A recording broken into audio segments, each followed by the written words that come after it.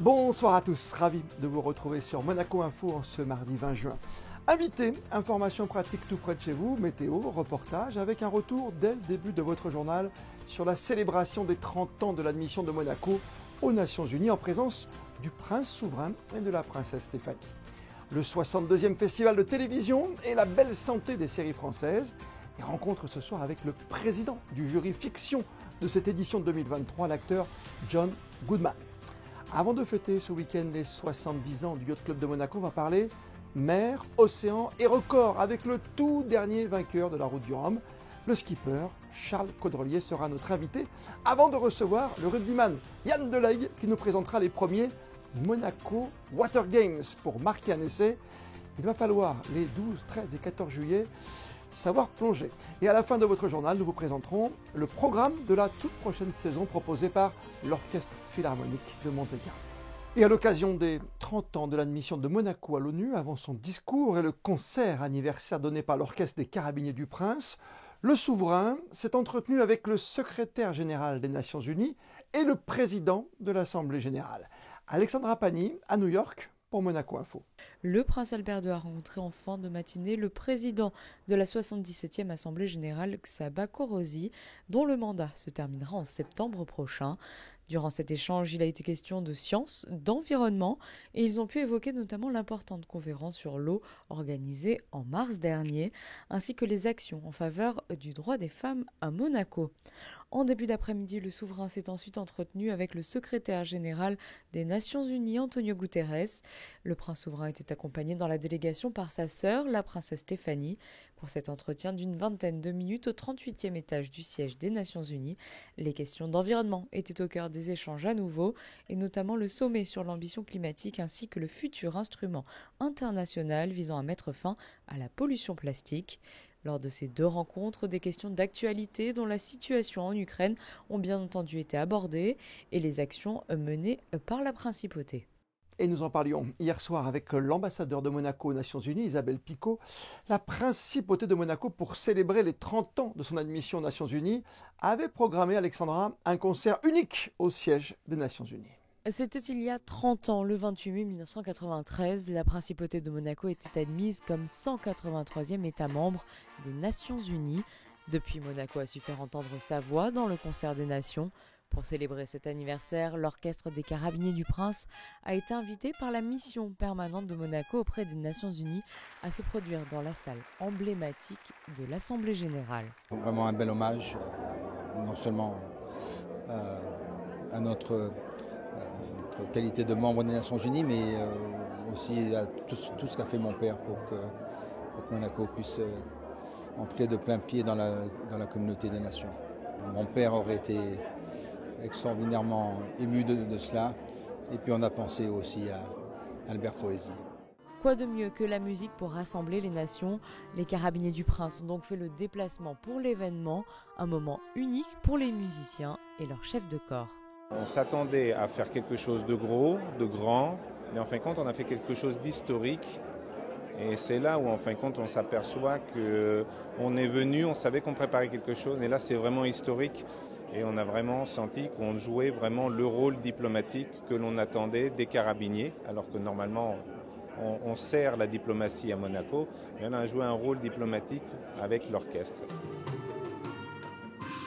En plus des 27 musiciens de l'orchestre, un guitariste membre du jazz band de l'OTAN était invité pour interpréter le célèbre morceau Europa de Santana. Le concert inédit a séduit les près de 1200 convives venus assister à cette prestation, surpris par le répertoire éclectique de l'orchestre. First time being at the UN and being able to see the General Assembly was amazing. The concert was great, the music was great, everybody is so talented. It was also very special to see the Prince of Monaco. So yeah, a great experience in general. Le concert était à la taille de l'homme parce que c'était beau, c'était chic et très reposant. 500 invités ont ensuite été conviés à une réception toujours au siège des Nations Unies à New York, où ils ont pu découvrir une exposition de clichés marquant ces 30 années de relations multilatérales menées par Monaco aux Nations Unies. Et le prince souverain est intervenu à la tribune juste après l'adoption à l'unanimité de l'accord d'un traité juridiquement contraignant ayant pour vocation d'assurer la conservation et l'utilisation durable de la diversité biologique marine dans les eaux internationales. En mars dernier, après 20 années de négociations, un traité historique pour la protection de la haute mer avait enfin été trouvé et son texte final a donc été ratifié par les États membres lors de l'ultime réunion intergouvernementale hier à New York. Retour à Monaco, l'association caritative britannique qui fête ses 10 ans cette année, Climbers Against Cancer, et qui réunit la grande famille du monde de l'escalade, a remis un chèque de 10 000 livres sterling au département de biologie médicale du Centre scientifique de Monaco. Une enveloppe mise au service des équipes du docteur Vincent Picot, spécialisé dans l'étude des cancers pédiatriques. Retour à présent sur la 16e conférence des présidents de parlement des petits États d'Europe. Les présidentes et présidents ou représentants des parlements des principautés d'Andorre, du Liechtenstein, de Monaco et des républiques de Chypre, d'Islande, de Malte, de San-Marin et du Monténégro, ainsi que du Grand-Duché du Luxembourg, ont participé à cet événement qui a lieu une fois par an dans l'un justement de ces petits États. Et cette fois, c'est au Luxembourg qu'ils se sont retrouvés. Nos envoyés spéciaux, Lionel Bernardi et Christine Datomel, ont fait le déplacement auprès de la délégation monégasque. Oui, je me trouve actuellement devant l'hôtel de la Chambre des députés du Luxembourg, lieu même où se tient l'ensemble des travaux parlementaires, des travaux auxquels participe bien sûr la présidente du Conseil national, Brigitte Bocken-Pagès, et une délégation monégasque. Depuis 2006, cette conférence est un rendez-vous incontournable pour les petits États d'Europe puisqu'il permet aux représentants des différents parlements de débattre et d'évoquer des sujets d'actualité et surtout de partager leurs approches respectives. Ce qui est important aujourd'hui, c'est de pouvoir partager nos expériences, nos spécificités et dans ce moment crucial, notamment en Principauté de Monaco, il est important d'échanger. Nous avons de nombreux problèmes, nous avons de nombreux sujets. Et nous nous retrouvons d'ailleurs dans cette conférence où beaucoup de pays partagent les mêmes préoccupations que nous. Des débats qui portaient sur plusieurs pistes de réflexion, les priorités, les défis et les opportunités des petits États d'Europe étaient bien sûr au cœur des débats, l'occasion pour Brigitte Bocken-Pagès de rappeler ses positions par rapport à la négociation en cours avec l'Union européenne et d'évoquer la mobilisation du Conseil national concernant les exigences de Monneval. Depuis 5 ans maintenant, nous avons nos lignes rouges. Jamais nous n'avons changé d'avis. Et encore aujourd'hui, nous continuons selon le même chemin. D'ailleurs, nous avons lancé une étude d'impact qui est en train de se réaliser et que nous vous proposerons certainement très bientôt. Voilà pour la partie Union européenne. Pour ce qui concerne Monneval, eh bien, nous sommes au travail de façon sérieuse, engagés, avec donc les élus qui partagent l'Union depuis le 5 février 2023. Nous avons des textes importants à étudier. En ce moment, nous avons le blanchiment que nous allons passer en séance publique le 29 juin. Et nous avons le deuxième test qui est déjà en commission et qui est en train d'être étudié, que nous proposerons certainement dans une session extraordinaire au mois de juillet, en l'occurrence vers le 20 juillet. Lors de cette conférence, la thématique concernant la durabilité dans le tourisme a également été largement débattue, les parlementaires ayant un rôle essentiel à jouer pour intégrer le développement durable dans les politiques menées et dans les prestations mises en place. Il y en a une qui tient, que le Conseil national a vraiment à cœur, c'est la gratuité des transports publics. Bon, c'est vrai qu'on a fait quelques tests à Monaco. Ici, on est au Luxembourg et c'est une règle. Donc, tous les transports publics sont gratuits au Luxembourg. Donc, on essaie de s'inspirer, par exemple, de cette solution-là. Cette conférence était également l'occasion d'aborder la cybercriminalité et les nouvelles menaces des institutions démocratiques, comme l'impact de la désinformation et de la mésinformation sur les électeurs, des facteurs qui fragilisent la stabilité politique d'un Parlement et auxquels les petits États d'Europe doivent faire face. La présidente du Conseil national a alors rappelé les liens qui unissent la Principauté de Monaco au Grand-Duché du Luxembourg en matière de sécurité numérique et de cloud souverain. Et en marge de cette conférence, des stands d'information des bureaux de tourisme de chaque petit État d'Europe se trouvaient sur le parvis devant la Chambre des députés. La direction du tourisme et des congrès de Monaco présentait les spécificités de la principauté et les atouts de notre destination. Son directeur, Guy Antonielli. Nous avons eu le plaisir de pouvoir intervenir devant les parlementaires pour parler de la vision du tourisme responsable pour le développement de la principauté de Monaco et ainsi échanger les bonnes pratiques avec les autres petits pays d'Europe. Monaco, c'est une destination qui vit tout au long de l'année, qui a une vie culturelle très importante, très riche, et ça, nos visiteurs ne le savent pas toujours. À Monaco, au milieu des séries américaines présentées durant le festival de télévision, une large place a été réservée à des séries françaises. Le public a pu côtoyer ainsi ses acteurs favoris et échanger avec eux. Diffusion inédite, anecdotes de tournage et rencontres surtout. Julien Tiss et Émilie Flamin ont pu rencontrer les équipes de 2 séries françaises, la comédie En famille et la série policière Léo Mattei, Brigade des mineurs. C'est l'anniversaire de la série. L'équipe de Léo Mattei, Brigade des mineurs, a choisi le festival de la télé pour fêter ses 10 ans. Vous avez vu un peu ou pas? C'est le retouche. Un moyen pour les acteurs de rencontrer leur public. Nous, c'est rencontrer notre famille quelque part, hein, rencontrer des amis. En fait, ce qui est chouette avec Léo Mattei, c'est que c'est une aventure qui dure pour Jean-Luc depuis 10 ans. Nous, ça commence depuis 2 ans et on est hyper fiers de se dire qu'il y a un public fidèle qui nous suit. 5 millions de personnes par épisode, c'est quand même fou et ça fait trop plaisir. Bon, on vient d'arriver dans l'infamie et voilà, on va voir notre belle famille de Nice et de Monaco et des alentours. Voilà. Elle a diffusé sa 11e saison l'année dernière, la série En famille sur TF1. L'équipe du film est venue présenter son prime en exclusivité. Un 52 minutes hors série nommé Château en héritage que le public a pu découvrir et commenter. Dans la quotidienne, il y a une mécanique qu'ils connaissent, entre guillemets, le décor ils le connaissent. Là, dans le prime, ils sont comme nous, ils découvrent tout, quoi. Comme Scène de ménage par exemple, ou comme Plus belle la vie à un moment donné, et qui en plus, pour le coup, est là et clairement de la comédie. Et la comédie, elle crée tout de suite beaucoup plus de proximité. Le prime sera disponible prochainement sur M6. En attendant, la saison 12 inédite est attendue dès le 3 juillet. Et qui dit festival de télévision dit prix et jury. John Goodman, l'acteur américain, était le président de ce jury fiction 2023, accompagné de 6 autres grands noms du cinéma. Cet acteur, connu notamment pour ses rôles dans les séries comme Roseanne, pour sa prestation dans The Big Lebowski ou encore dans le film de Ben Affleck Argo, a gagné dans sa carrière, on le sait, de nombreuses distinctions et cette fois, c'était à lui de juger. I feel very, very unworthy to be the president of the jury, so I let everyone else do the work. I delegate responsibility. I have no business being a president of anything. We were very lucky to get the range of people that we got, and we all hit it off instantly. And we had a lot of fun when we were watching and making our decisions. Après la fête de la mer samedi dernier et avant de fêter ce week-end les 70 ans du Yacht Club de Monaco, Charles Caudrelier, le tout dernier vainqueur de la Route du Rhum cet hiver, a fait escale à Monaco. Et il est avec nous ce soir à Bonport. Bonsoir Charles. Bonsoir Christophe. Recordman maintenant ultime, incroyable après votre victoire à la Route du Rhum, c'était un moment de grâce pour vous, ça a volé sur les flots avec le Gitana, c'est vrai que vous avez battu le record, vous êtes arrivé en moins de 7 jours, c'est formidable pour remporter cette Route du Rhum qui vous tenait tant à cœur, on s'en souvient. Oui, c'était vraiment la course que je voulais faire, que je n'avais jamais fait. C'est la course qui m'a inspiré, qui a changé ma vie. Quand j'ai vu le départ, j'avais 15 ans et j'ai dit un jour je ferai ça. Et j'aurais attendu d'avoir 49 ans, mais bon, je ne regrette pas parce que c'était une victoire incroyable sur le Maxime de Rothschild.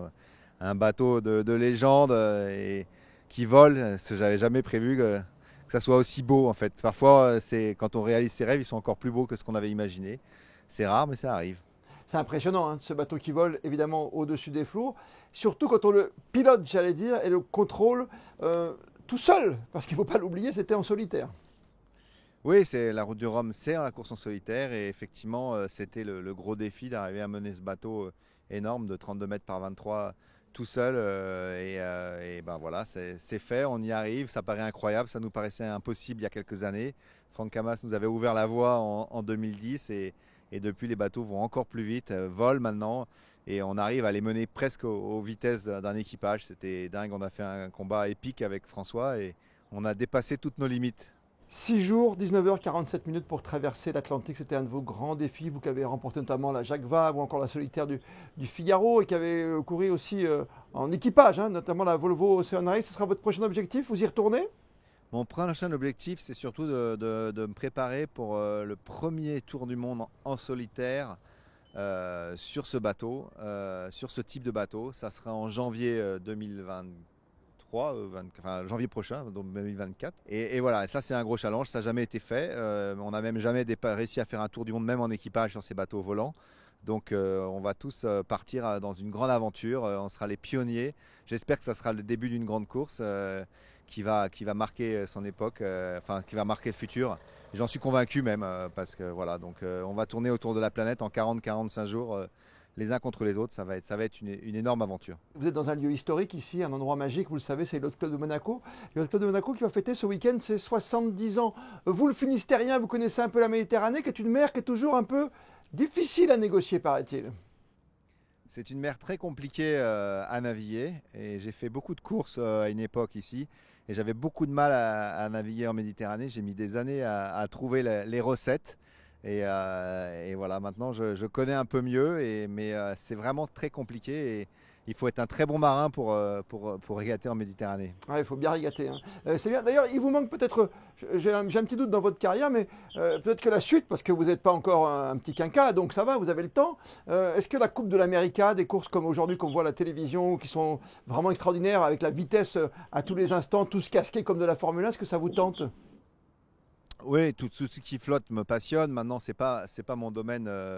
Et aujourd'hui, j'aurais pas ma place à bord d'un bateau comme ça, parce qu'il faut être soit barreur. À mon âge, c'est soit barreur, soit tacticien. Et après, c'est des jeunes qui fournissent de l'énergie, qui est très puissant. Et j'ai pas du tout l'âge ni les gabarits pour faire ça. Donc, par contre, ça m'intéresserait de côté technique et passionnant et aider une équipe à développer la technique. Voilà, c'est ce qu'on fait tous les jours au sein du Gitana Team, c'est de faire progresser. Donc, j'ai une expertise dans ce domaine-là que j'aimerais bien aimer effectivement apporter et développer aussi encore et encore sur cette coupe-là, sur la Coupe d'Amérique où on pousse vraiment la recherche très très loin.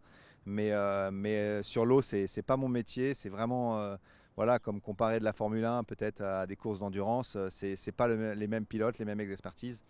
Et voilà, donc c'est quelque chose que je ferai sans doute jamais, en tout cas en tant que navigant, je pense pas, non.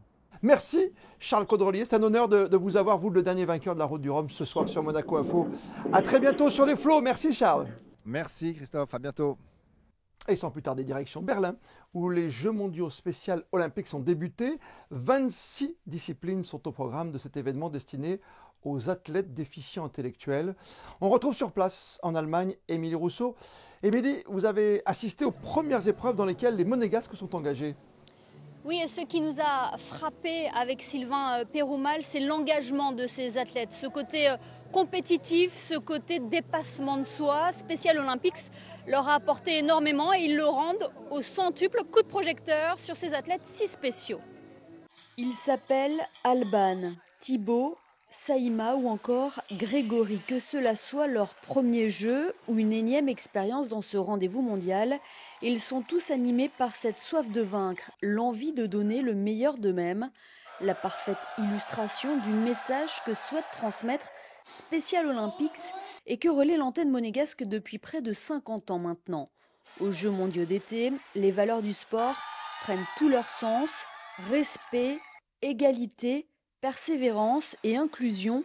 L'entrée de Special Olympics dans leur vie leur aura permis de s'épanouir et de s'accomplir en tant que sportifs. Special Olympics, c'est un devenir quand même dans l'histoire du sport. Et il faut continuer comme ça. Quand j'ai découvert Special Olympics, j'ai revécu, c'est émouvant pour moi. Qu'est-ce que ça t'apporte ? Que du bonheur, De la joie, de l'émotion et de la sensation. Ça représente de l'enthousiasme, de la joie, de pouvoir disputer cette compétition à Berlin. À Berlin, c'est bien les Jeux, tu sais, Mehdi. Moi, je suis très content de venir aux Jeux à Berlin et je retournerai peut-être un jour. Premier témoin de l'effet de la pratique du sport sur le comportement de ces jeunes, les parents. Certains ont fait le déplacement en Allemagne pour venir les encourager. Elsa est toujours ravie de toute façon de partir avec Special Olympique parce qu'il y a une ambiance formidable, des coachs extraordinaires et de toute façon ça ne peut que les aider après dans la vie courante de faire ce genre d'expérience qui ne peut que les faire évoluer et grandir. Engagé dans 8 disciplines dans ces Jeux mondiaux à Berlin, Special Olympics Monaco possède une délégation bien fournie de tous âges aux expériences diverses. Au fil des années, Marco Muratori, directeur de l'antenne monégasque, a pu constater l'évolution du niveau de la compétition. Le niveau, il augmente parce que le handicap change. Lorsque j'ai commencé, on avait déjà, alors prenons l'exemple de Monaco, on avait peut-être 20% de personnes en situation de handicap, mais en psychiatrie, et puis vraiment du handicap. Aujourd'hui, quand tu regardes sur les effectifs, effectivement, c'est le contraire qui se produit. L'évolution de la médecine change. Et ben, on fait partie de l'évolution de la médecine aussi. Donc effectivement, il y a moins de handicap, plus de malades mentaux. Alors effectivement, les niveaux montent, la prise en charge est différente et le sport est différent aussi. Dernièrement, son Altesse Sérénissime, le Prince Albert II, faisait état de la vitalité du sport en principauté. Le travail effectué par l'équipe sportive de Special Olympics Monaco en est un des reflets. Et la délégation monégasque compte bien porter haut les couleurs du pays lors de cette compétition internationale. Les médailles décrochées salueraient le travail des entraîneurs, mais sacreraient avant tout les efforts accomplis. Autre grand défi, 5400 km de course à pied en Australie, une descente du Mékong en hydrospeed ou encore le Tour de France à la nage. Eh bien, l'aventurier explorateur Rémi Camus vient de réaliser un tout nouveau défi. Il est parti le 7 juin dernier, on s'en souvient, de Calvi en Corse et il est arrivé sur la plage du Larvoto ce mardi, un peu après 15h30, soit 180 km à la nage, avec une arrivée dans une mer plutôt déchaînée. Fabien Bonilla est allé recueillir ses premières impressions. Pendant 15 jours, on a vu plein de mammifères marins, c'était extraordinaire. On a vu des baleines, on a vu des dauphins, on a vu des raies, on a vu des tortues. Je me suis fait piquer par des méduses, mais je m'en fous, ça fait partie du truc. Et c'est ce qui rend le projet joli, et c'est de montrer que, eh bien, on a une chance inouïe d'avoir des écosystèmes magnifiques et il faut les protéger. Et quand on se rapproche de la côte, eh bien, on a l'impression d'être dans Star Wars avec des morceaux de plastique qui partent dans tous les sens et on le voit. Alors à la caméra, ça rend rien du tout parce que c'est tout petits morceaux, mais il y en a partout. Vraiment, c'est impressionnant. Donc si on veut continuer de pouvoir profiter, nous, nos enfants et tout le monde, et maintenir un écosystème viable pour tout le monde, eh bien, il faut protéger tout ça. Et à l'initiative de la Fédération monégasque de rugby et de son président Thomas Riquet, du 12 au 14 juillet prochain, il va falloir cette fois se mettre à l'eau pour marquer des essais avec une discipline pour le moins ludique sur une barge flottante. Le Monaco Water Games, qui se tiendra pour la première fois en principauté cet été. Le créateur, fondateur de ce concept, l'ancien international Yann Delegue, est avec nous ce soir. Bonsoir Yann Delegue. Bonsoir à tous. On est ravis de vous retrouver, c'est le rugby qui parle, on reste en plus sur une finale à émotion. C'était samedi au Stade de France, c'était cette dernière minute de Ntamak. Ça vous touche, vous, l'ancien international, ce genre d'essai, ce genre de match en plus? Ah bien sûr, ça me touche déjà parce que les émotions d'une finale, c'est un Graal pour un joueur de rugby, c'est le rêve d'un enfant, un rugbyman. Et puis en plus, j'ai joué quand même 7 ans au Stade Toulousain, donc évidemment, c'est un de mes clubs de cœur avec le RC Toulon qui est pas loin de Monaco. Donc évidemment, cette finale me touche particulièrement. Après le terrain, après la pelouse, vous avez parlé de Toulon, parce que Toulouse, pour aller chercher l'eau, c'est plus loin, mais Toulon, il y a eu un rapport avec l'eau à un moment, et vous avez dit, tiens, je vais faire autre chose, je vais peut-être plonger dans la Méditerranée, moi. J'ai voulu continuer, après ma carrière de rugbyman, de rester dans ce milieu-là, et de continuer cette passion à travers des dérivés du rugby, des événements un peu festifs et conviviaux. Et donc, j'ai inventé d'abord le rugby sur la neige dans les stations de ski, et puis, dernièrement, depuis maintenant quelques années déjà, j'ai inventé le water rugby, qui est finalement du rugby sur l'eau, sur une plateforme flottante. Et la particularité de ce sport-là, du rugby à 5 contre 5 avec des règles plus faciles que le rugby traditionnel, c'est qu'il faut plonger dans l'eau pour marquer des essais. On a le droit de plaquer sur le terrain ou on n'a pas le droit de plaquer?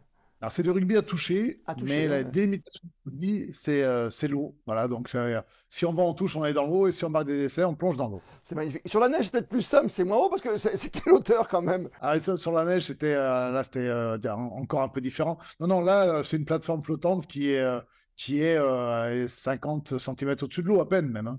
À l'initiative de la Fédération monégasque de rugby, donc ce seront les premiers. Water Game, effectivement, sera mi-juillet. Il y en aura pour tout le monde, pour les enfants, les amateurs, les pros? Ouais, c'est un programme assez complet, puisque dès le mercredi 12 juillet, il y aura la session pour les enfants. Donc, les enfants pourront venir jouer sur la plateforme flottante. C'est les écoles de rugby notamment. Et à partir du jeudi, c'est le tournoi amateur. Les équipes viennent s'inscrire. Donc là, c'est tous les passionnés de rugby qui pourront jouer.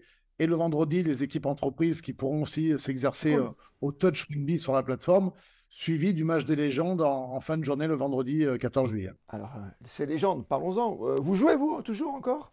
Ah ben je joue un petit peu, oui. Ah ouais. Même avec mes vieilles jambes, j'arrive encore à courir. Mais vous plongez aussi, vous pratiquez, vous êtes dans une équipe à ce moment-là, pendant le tour de Monaco? Je réunis généralement, quand je fais ces événements, plein d'anciens internationaux, français et étrangers.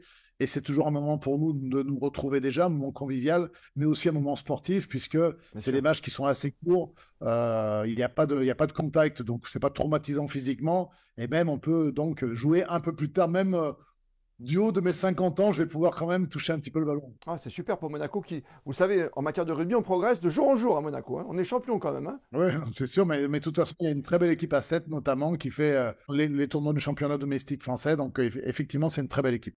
Le rugby qu'on va suivre à 7 avec les Seven, bien sûr, en déplacement à Prague ce week-end. On reparle des grands noms parce qu'il y a la Coupe du Monde qui approche, donc vous n'aurez pas les Galtier, les Ntamak et l'Antoine Dupont, on est d'accord? On est d'accord, mais ce n'est pas des joueurs en activité qui viendront, évidemment. C'est des joueurs qui ont joué pour l'équipe de France ou pour les autres équipes internationales. Difficile de vous citer des noms maintenant, tout n'est pas encore calé, mais il y aura certainement Califano, Simon Shaw, Dan Luger, enfin, il y en a pas mal qui vivent pas très très loin de Monaco, aussi, donc oui. On va d'abord parler sur ces joueurs-là.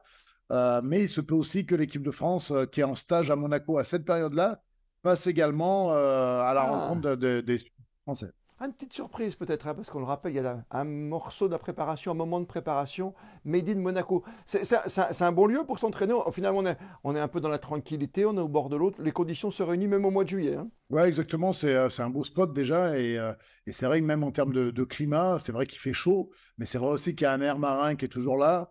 Et puis l'équipe de France va être aussi un petit peu à l'abri des regards pour pouvoir se concentrer sur cette Coupe du Monde. La préparation, c'est quelque chose qui va être très, très important pour la Coupe du Monde. Ah oui, parce qu'il faut être prêt là, parce qu'on aura des colosses en face, bien sûr, des grosses équipes, mais ce serait quand même bien de rester à la maison avec une coupe, parce que souvent on la ramène, la coupe, mais là, cette fois, elle est chez nous. C'est un avantage de jouer à la maison ou pas du tout pour conclure? Oui, je pense que c'est un avantage. L'Afrique du Sud avait gagné en 95 lors de la Coupe du Monde chez eux. Les All Blacks ont gagné aussi en 2011 dans la Coupe du Monde chez eux.